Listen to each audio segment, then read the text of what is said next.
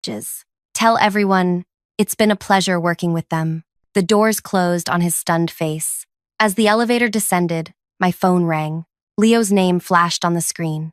I took a deep breath and answered. Leo. Astrid, where are you? We're all waiting in the lobby. Ready to make history today? There's been a change of plans, I said, keeping my voice steady. I'm no longer with the company. Silence on the line. Then, what are you talking about? I've been terminated, effective immediately. Terminated? On signing day? That's ridiculous. This is some kind of negotiation tactic. The elevator doors opened to the lobby. I could see Leo standing with his team of advisors, phone to his ear, free hand gesticulating in confusion. Behind him, I noticed Peyton had also arrived in the lobby, likely coming down the stairs to be present for the greeting. No tactic, Leo, just the reality. I suggest you speak with the company's representatives about how they wish to proceed. I walked out of the elevator, box in hand. Leo spotted me immediately, and his expression shifted from confusion to alarm. He ended the call and strode toward me. There she is. He wrapped me in a hug, as if refusing to believe what I'd just told him. Ready to sign the merger? I took a steady breath, aware that Peyton was watching us. Afraid not. She just fired me. Deal's off. His expression hardened as he turned to Peyton, who had followed me down. You did what? The look on Peyton's face shifted from smug satisfaction to confusion as Leo's words registered. Behind him, the entire Orion investment team stared at her in disbelief. I was just enforcing company policy, she stammered, clutching the handbook like a shield. Her skirt violates our dress code by 3 inches. Leo's expression darkened. You fired the lead negotiator of a $4 billion merger because of 3 inches of fabric? Gregory appeared then, rushing from the elevator with several board members trailing behind. Leo, I'm sure we can sort this out. Astrid is valuable to us, and this is clearly a misunderstanding. But Leo had already turned away from them, speaking quietly to his team. I caught fragments of their conversation, respect for their own people, and if this is how they treat their best talent. I stood silently, watching 3 years of my work dissolve in real time. Gregory approached me, lowering his voice. Astrid, please, let's discuss this privately. Peyton is new. She was overzealous. We can fix this. There's nothing to fix, I replied, loud enough for everyone to hear. Your daughter made a decision. You supported it by your silence. I accept it. Leo turned back to us. Our agreement was with Astrid. She structured this entire deal. She understood what both companies needed. Without her, he shook his head. I'm sorry, but we're not comfortable proceeding. You can't just walk away, Gregory protested. The contracts are ready. The press release is scheduled. Actually, we can, Leo said. Page 17, Section 4 of your own agreement includes a key person clause. Astrid is specifically named. If she leaves the company before closing for any reason other than illness or death, we have the right to withdraw without penalty. I had insisted on that clause to protect the merger if anything happened to me. Now it was the very thing that would sink the company. Astrid wrote that clause, one of our lawyers whispered to Gregory. She's the only one who caught its significance during review. Leo extended his hand to me. Astrid, when you decide what's next for you, call me. Talent like yours is rare. And with that, he and his team walked out, leaving stunned silence behind them. I nodded once to my former colleagues, then walked out too, ignoring Gregory's calls for me to come back. Outside, the spring air felt different somehow, lighter, despite the weight of what had just happened. I had no job, no immediate prospects, and had just watched my greatest professional achievement crumble. Yet beneath the shock, I felt something unexpected, relief. My phone buzzed continuously as I walked to the parking garage. I turned it off without checking the messages. Whatever crisis was unfolding back at the company, it wasn't mine to solve anymore. At home, I poured myself a glass of wine, then sat on my balcony watching the sunset paint the sky in colors I hadn't noticed in years. When was the last time I'd actually been home before dark? When had I last looked at the sky? That evening, news alerts popped up on my tablet. Our company's stock had plunged 28% on rumors the merger had collapsed. By morning, it would fall another 12%. Thousands of jobs hung in the balance. The company I had worked so hard to save was now in free fall. Part of me felt guilty. Those were good people who would suffer. but a stronger part recognized that I hadn't failed them. Their leadership had. For the next week, I ignored calls and messages. Colleagues, journalists, recruiters, everyone wanted to know what had happened and what I planned to do next. I wasn't ready to answer. Instead, I slept. I cooked actual meals instead of eating takeout at my desk. I reconnected with friends I'd barely seen in 3 years. "I've never seen you this relaxed," my sister Erin said during a video call. "Being fired might be the best thing that ever happened to you." "Maybe," I admitted, "but I still can't believe how it ended. 3 years of my life, Erin. 3 years of sacrificing everything to save that company." "And what did they sacrifice for you?" she asked. "Nothing. You gave them everything. And the first time this Peyton person flexed her power, they let her destroy you." She wasn't wrong. 2 weeks later, Gregory finally caught me on my phone. I almost declined the call, but curiosity won out. "Astrid," he sounded exhausted. "We need to talk." "I'm listening," I said. "The board wants to meet with you. The situation here is—" He paused. "It's worse than we anticipated. We need your help." "To do what, exactly?" "To fix this. To bring Leo back to the table. To save the company. The same company that fired me for my skirt length." His sigh was heavy with regret. "That was a terrible mistake. Peyton has been removed from her position. I've been reprimanded." I said nothing. "Please, Astrid. Thousands of jobs are at stake. People who worked alongside you, who respect you. People who sat silently while I was humiliated," I thought. But I kept that to myself. "What's your offer?" I asked instead. "Come to the board meeting tomorrow. Name your terms." I considered hanging up, but something inside me, the part that had spent 3 years trying to save this company, couldn't quite let go. "I'll think about it," I said, ending the call. That night, I couldn't sleep. What did I actually want? Reinstatement? A public apology? Revenge? Yes, a voice inside me whispered. All of that. By morning, I had my answer. I called Gregory back. "I'll meet with the board. Today, not tomorrow. And I'll come with conditions." 4 hours later, I walked into the boardroom wearing the exact same outfit I'd been fired in. The message wasn't subtle, but then, subtlety hadn't worked for me before. The board members rose when I entered. Their expressions ranged from desperate hope to embarrassed discomfort. Gregory looked like he hadn't slept in days. Peyton was notably absent. "Thank you for coming, Astrid," the chairman said. "We appreciate your willingness to discuss the situation." "Let's skip the pleasantries," I replied, taking a seat. "In the 2 weeks since I left, your stock has fallen 62%. 3 major clients have announced they're reviewing their contracts. The business press is running daily speculation about when you'll file for bankruptcy." Grim nods around the table. "You've lost the Orion merger, which was your last real chance at survival. Even if I could convince Leo to reconsider, and that's a significant if, the terms would be much worse now." "We understand that," Gregory said, "but we have to try something." "Why should I help you?" I asked. "You sat silent while your daughter fired me on a whim. None of you." I looked around the table, meeting each eye, spoke up for me or the work I'd done. Uncomfortable shifting in seats. "We made a terrible mistake," the chairman admitted. "What would it take for you to return?"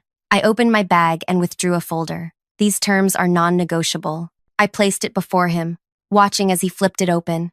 Inside was a 3-page document my attorney had drafted overnight. The chairman's eyebrows rose as he read. He passed it to Gregory, whose face paled slightly. "This is extensive," Gregory said. "Yes, it includes full reinstatement at triple my previous salary, a seat on the board, complete autonomy over strategy, and a substantial equity stake in the company. Also, a public statement acknowledging the error in my termination."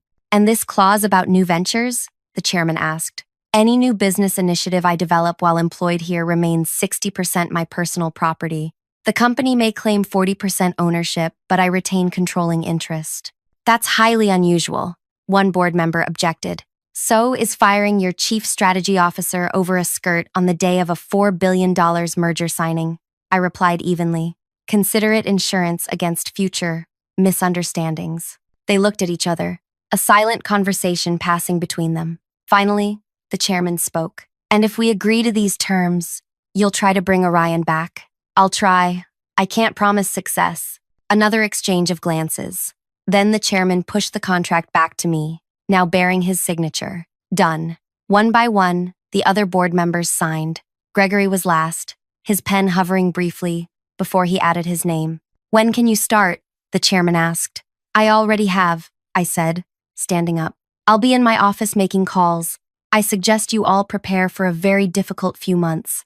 As I turned to leave, Gregory called after me. What about Peyton? I paused at the door. What about her? She's still with the company, in a junior role in the research department. Will that be a problem? I smiled thinly. Not for me. That night, I called Leo. The conversation was long and difficult. As I'd predicted, he was reluctant to re-engage. Your company showed its true colors, he said. Why would I trust them again? You wouldn't be trusting them, I replied. You'd be trusting me, and I now have the authority to guarantee what I promise. After 2 hours, he agreed to consider a revised proposal, with significantly less favorable terms for my company. It wasn't ideal, but it was something. Over the next few weeks, I worked relentlessly to stabilize what could be saved. Many departments had to be restructured. Some people lost their jobs, none of whom had been in that conference room when I was fired. I saw Peyton occasionally in the hallways. She always looked away quickly. I never approached her or mentioned her name in meetings. Her presence or absence meant nothing to me, or so I told myself. But an idea had begun forming in my mind from the very first day of my return. That unusual clause in my contract, the one giving me majority ownership of new ventures, hadn't been random. I had a plan, one that would take time and patience. It began with a conversation with Amina, our head of product development. I need a side project, I told her over lunch one day.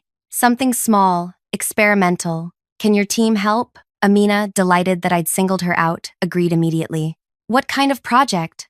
I've been thinking about professional clothing, specifically women's workwear. She looked surprised. That's not exactly our industry. No, I agreed, but it's an area ripe for innovation, and my contract allows for exploration of new verticals. Within days, Amina had assembled a small team. We worked evenings and weekends, conducting research, developing prototypes, testing materials. I was particularly interested in skirt designs. Comfortable, professional skirts with adjustable hemlines. Skirts that could transition from conservative to modern with a few clever design elements. Why not just make them all regulation length to begin with? One team member asked. Because different workplaces have different cultures, I explained. And women shouldn't have to buy entirely new wardrobes when they change jobs or when arbitrary rules change. The team embraced the challenge with enthusiasm. They saw it as a creative outlet from their regular work, a fun diversion with a charismatic leader. Meanwhile, I continued rebuilding relationships with key clients and slowly, painfully, reconstructing a viable merger plan with Orion. The company remained in danger, but the immediate threat of bankruptcy receded. Gregory watched my work with a mixture of gratitude and wariness. He knew I'd saved his job, for now, but also sensed that I wasn't quite the same person who had left that day with a box of belongings. You've changed, he said one evening as we reviewed quarterly projections. Have I? You're harder somehow, more distant. I smiled. Experiences shape us, Gregory. Being fired in front of 21 silent colleagues tends to adjust one's perspective. He winced. I've apologized for that. Yes, you have, several times, and I've accepted your apology. But acceptance isn't forgetting. As weeks turned to months, our clothing project progressed from concept to reality. We partnered with a small manufacturing facility to produce a limited run of prototypes, paid for through my personal funds, with company resources properly compensated as outlined in my contract. The designs were elegant, functional, and subtly revolutionary. Each piece incorporated our signature feature, adaptability to different workplace standards without sacrificing comfort or style. I began wearing our prototypes to work. Simple pieces at first, blouses with convertible necklines, jackets with detachable elements. No one commented, but I noticed people watching. Then came the skirts, beautifully tailored, impeccably professional, and secretly adjustable. One day at regulation length, the next perhaps an inch shorter, the following day back to standard. Women in the office began asking where I shopped. Instead of answering directly, I invited them to focus groups. collecting their feedback on workplace clothing challenges. The rules are so arbitrary, one senior analyst complained. My last job, skirts above the knee were fine. Here, we need these exact measurements. It's infantilizing. Others nodded in agreement.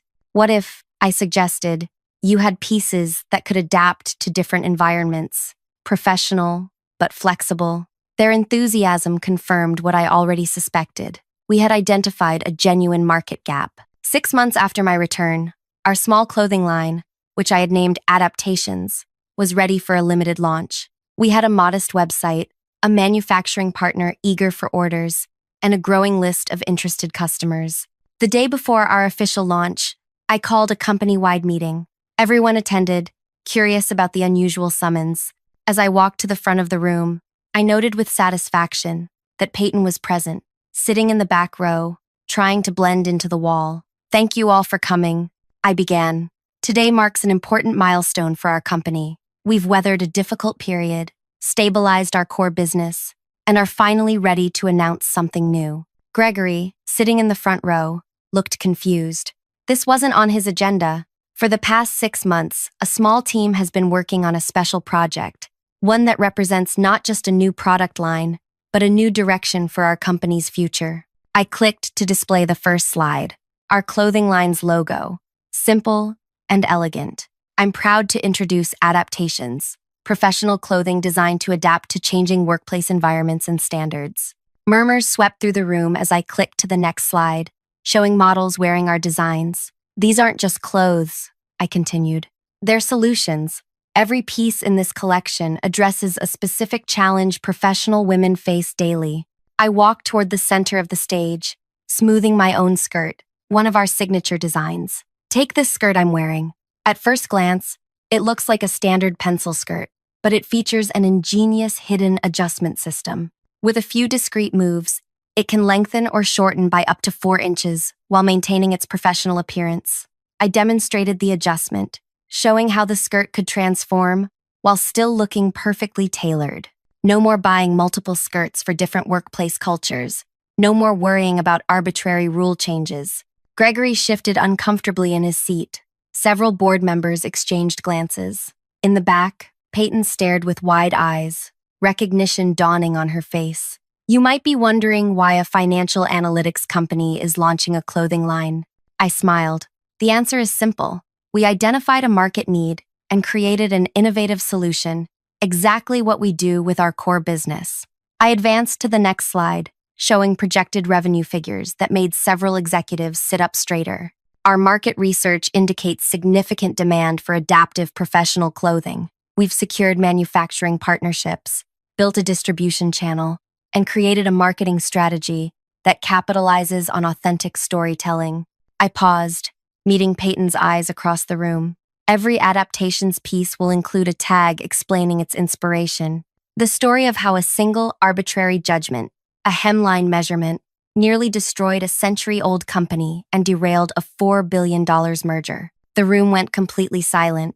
No one looked at Peyton, but everyone knew who I was talking about. That incident revealed something important. When professional capability is subordinated to superficial judgments, everyone loses.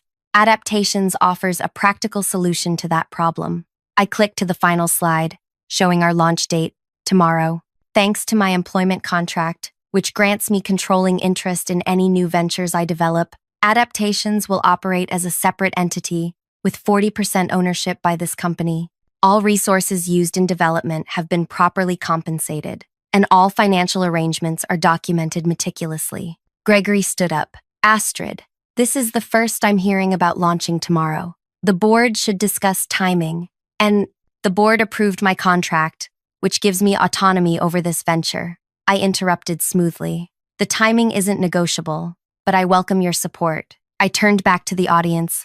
This isn't just about clothes. It's about recognizing that true professionalism comes from competence, dedication, and integrity, not from adherence to arbitrary rules created to control rather than empower. With that, I thanked everyone and ended the meeting, ignoring the buzz of conversation that erupted. As people filed out, I noticed Peyton remained seated, staring at the now blank screen. I walked past her without acknowledgement, My point had been made. The launch exceeded all projections. Press coverage focused on the innovative designs, but also highlighted the origin story. Fired over 3 inches. How one executive turned humiliation into innovation, read one headline. Orders flowed in immediately, overwhelming our initial inventory plans. Professional women across industries responded to both the practical designs and the message behind them. 2 weeks after launch, our main website crashed from traffic when Leo, the investor from Orion, gave an interview mentioning adaptations. "I wear their ties now," he told the reporter. "Best designed accessories I've owned, and I appreciate supporting a company that values substance over appearance." The interview went viral. Orders doubled, then tripled. Gregory called me to his office the day after the interview published. "This is bigger than we anticipated," he said, gesturing to the sales reports before him. "Yes," I agreed. "The board is concerned about focus. They worry. Adaptations is distracting you from our core business. Our core business is stabilized. The new merger terms are progressing. My work here remains exemplary." He sighed. "That's not the real concern, is it?" I waited. The story behind adaptations. It's making us look bad. Making Peyton look bad. The story is factual. It's damaging. "Sometimes truth is," I replied. He leaned forward. "What do you want, Astrid? To humiliate my daughter forever? To remind everyone constantly of our mistake?" I considered the question carefully. "What I want," I said finally, "is for actions to have consequences. Real ones. When Peyton fired me, she did so believing there would be no meaningful consequence for her. You sat silent believing the same. The board did nothing because they assumed the hierarchies of power would protect everyone except me." I stood up. "Adaptations isn't about humiliation. It's about transformation. Taking something destructive and creating value from it. That's a lesson worth teaching." I left him considering my words. 3 months after launch, adaptations had become a phenomenon. We expanded into men's clothing, accessories, and workplace essentials. Each piece maintained our core philosophy of adaptation and flexibility, and each carried our story. Our financial results were undeniable. Adaptations generated more revenue in its first quarter than our company's core business. The 40% ownership stake had become the company's most valuable asset. Meanwhile, the renegotiated merger with Orion finally closed, at terms far less favorable than the original deal, but sufficient to ensure survival. Leo made his support conditional on my continued leadership, a point he made clear to everyone. On the 1-year anniversary of my firing and return, I called another company meeting. The atmosphere was entirely different this time. Excitement rather than confusion. I took the stage wearing our newest design, a dress with subtle, brilliant engineering that could transition from conservative to fashion-forward with a few adjustable elements. 1 year ago, I was fired from this company for a hemline. I began. "Today, I want to talk about growth, not just in revenue, but in understanding." I gestured toward the sales charts displaying Adaptation's remarkable trajectory. Our clothing line began as a response to arbitrary judgment. It has become something more, a movement celebrating substance over superficiality. Gregory watched from the front row, expression unreadable. "Today, I'm announcing 2 things. First, Adaptations will become an independent company effective next month. This company will retain its 40% ownership stake, providing substantial ongoing revenue without management responsibility." Applause broke out. The financial benefits were obvious to everyone. Second, I continued when the room quieted. "I've created a foundation, funded by Adaptations profits. The Professional Development Initiative will provide grants and mentorship to women facing workplace discrimination. Its first program will be named after this company, acknowledging that sometimes our greatest lessons come from our most painful experiences." I paused, finding Peyton in the audience. She no longer hid in the back, but sat in the middle rows, diminished but present. I've been asked many times if Adaptations was created for revenge. The answer is more complicated than yes or no. It was created because someone tried to reduce my professional worth to a clothing measurement, and I refused to accept that evaluation. I walked to the edge of the stage. The foundation will include a unique opportunity, a fellowship program for individuals who've made significant professional mistakes and demonstrated genuine growth afterward. The first fellowship is currently open for applications. Peyton's eyes widened slightly. Mistakes can define us, or they can transform us. The choice belongs to each of us. After the meeting, Peyton approached me for the first time since that day a year ago. The fellowship program, she said quietly. Is it real? Everything I do is real, I replied. She nodded, swallowing visibly. And would I be eligible? I studied her. The entitlement that had radiated from her a year ago had dimmed considerably. 12 months in a junior role, watching the consequences of her actions unfold publicly, had changed something fundamental. The application process is rigorous, I said. It requires a comprehensive self-assessment and growth plan. No special treatment. I understand, she said. I need to do something different.